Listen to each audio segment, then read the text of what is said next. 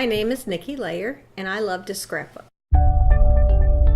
I enjoy taking family photos and assembling them into albums. What makes scrapbooking different than doing a photo album is that you are taking pictures, and it's my creative outlet to sit there and play with the pictures and arrange them in the order that I want to do, and I put the who, the what, the when, the where, and any stories that we want to remember.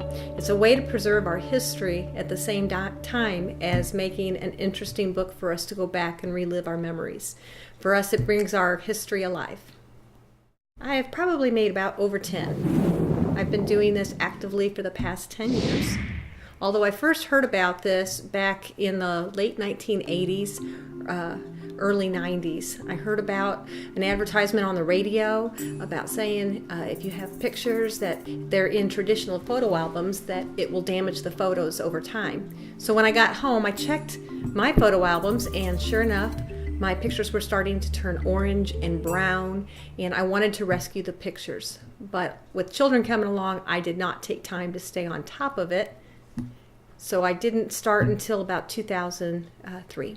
I have been taking these 3 albums started off as one album a year ago. I was taking old photographs of my in-laws, and I wanted to put their story in chronological order from our earliest history that we had pictures of the family, all the way through their early years of marriage, and it morphed into more than one book.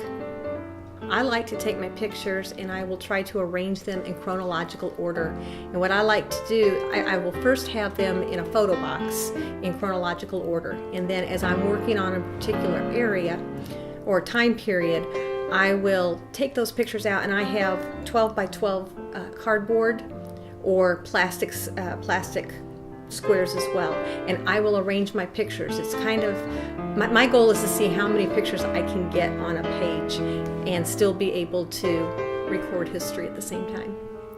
As Mom gets them in order and puts them on the pages that she wants on their cardboard, before she attaches them to the pages, she wants to make copies of them so we can share them with other family members, because most of them are originals. So that gives us a copy that we can share later on with other family members and in an easy manner. But we scan them in with the scanner, then we load them onto the computer, and that's about it. In some of our books, in our personal family albums, I may add stickers, or I'll use different color papers and various shapes to add interest to the pictures. I sat down with my in-laws, and I picked their brain and looked through family history that they have been able to collect over time, and I decided to start there. And then we have pictures, some of our earliest pictures, which are from 1908 and from the 1920s, and we are very blessed to still have my in-laws around, so they've been able to tell us who a lot of the people are in the pictures. When I finish, then I have protective pages, sheets that go across, and then we'll protect the pictures so that other people can handle the book. I think scrapbooking is a way to continue a legacy in a family.